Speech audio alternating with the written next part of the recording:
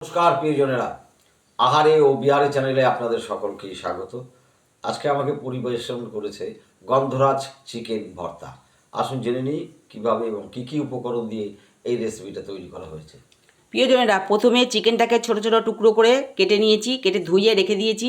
গ্যাসে একটা কড়াই বসিয়েছি, কড়াইয়ের মধ্যে জল দিয়েছি, জল দিয়ে চিকেনগুলো দিয়ে দিয়েছি।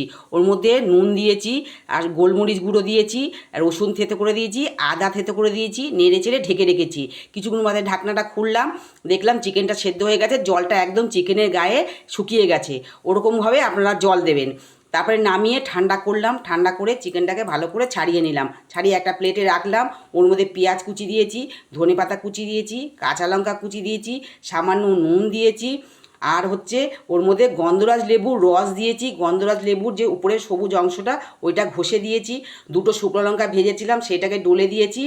আর ইয়েতে আদা রসুন থেতো করে কড়াইয়ে সামান্য তেল দিয়ে কাঁচা গন্ধটা যাওয়ার জন্য একটু নেড়ে চেড়ে ওটা চিকেনের মধ্যে দিয়ে দিয়েছি। দিয়ে সব কিছু একসঙ্গে মেখেছি, মেখে চিকেন ভর্তা হয়ে গেছে।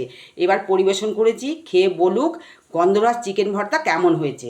তাহলে প্রিয়জনেরা, একদম দেরি না করে আমি খেয়ে আপনাদেরকে জানাচ্ছি কেমন হলো খেতে।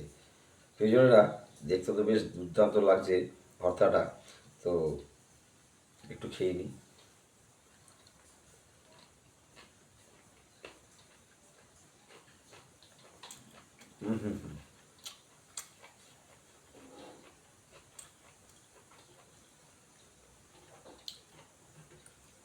দুর্দান্ত খেতে, কোনো কথা হবে না, এত টেস্টের যে কী বলবো। প্রিয়জনেরা, চিকেন তো আমরা অনেক রকমভাবেই খেয়ে থাকি, তো এই রকম একটু আপনারা বাড়িতে তৈরি করুন চিকেন ভর্তা, গন্ধরাজ চিকেন ভর্তা, আর খেয়ে সকল পরিবেশন করে খাইয়ে আমাদেরকে জানান কমেন্টের মাধ্যমে কেমন হলো খেতে।